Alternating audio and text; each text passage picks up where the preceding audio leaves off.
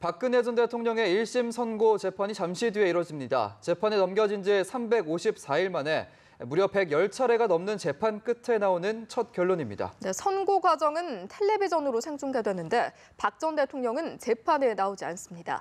서울중앙지법에 나가 있는 취재기자 연결합니다. 오예진 기자. 네, 박근혜 전 대통령 1심 선고까지 이제 약 2시간가량 남은 상황에서 법원 안팎의 긴장감은 고조되고 있습니다. 법원은 오전부터 청사 내부의 이동 통로를 최소화하고 있고 조금 전부터 정문의 차량 통행을 제한하고 있습니다. 선고가 임박한 오후 1시부터는 정문을 폐쇄하고 방청권 소지자나 재판 당사자 등 신원이 확인되는 사람만 법원 출입을 허용합니다. 오늘 재판은 하급심 재판 최초로 텔레비전으로 생중계되는데요. 첫 하급심 생중계를 앞두고 법원은 방송 장비를 점검하고 사전 리허설을 하는 등 준비 작업을 모두 마쳤습니다.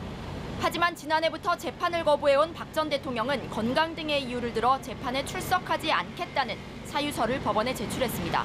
국선 변호인들도 일부만 법정에 출석할 계획이고 박 전 대통령은 자신에 대한 선고 결과를 구치소에서 전해드릴 전망입니다.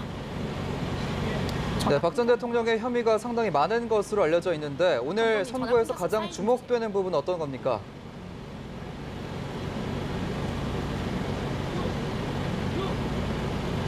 네, 박 전 대통령은 미르 K스포츠재단 설립을 위해 대기업에 700억 원대 출연을 강요하고 삼성과 롯데 등 대기업에서 592억 원의 뇌물을 받는 등 18가지 혐의로 1년여간 재판을 받아왔습니다.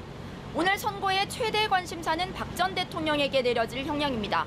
최순실 씨와 박 전 대통령의 공모 관계는 물론이고 앞서 결론난 다른 국정농단 사건 재판에서도 박 전 대통령의 공모 혐의가 상당 부분 인정됐는데요. 박 전 대통령과 13개 혐의가 겹치는 최 씨는 1심에서 징역 20년을 선고받았고 최 씨의 판결문은 박 전 대통령 재판에도 증거로 제출된 상태입니다.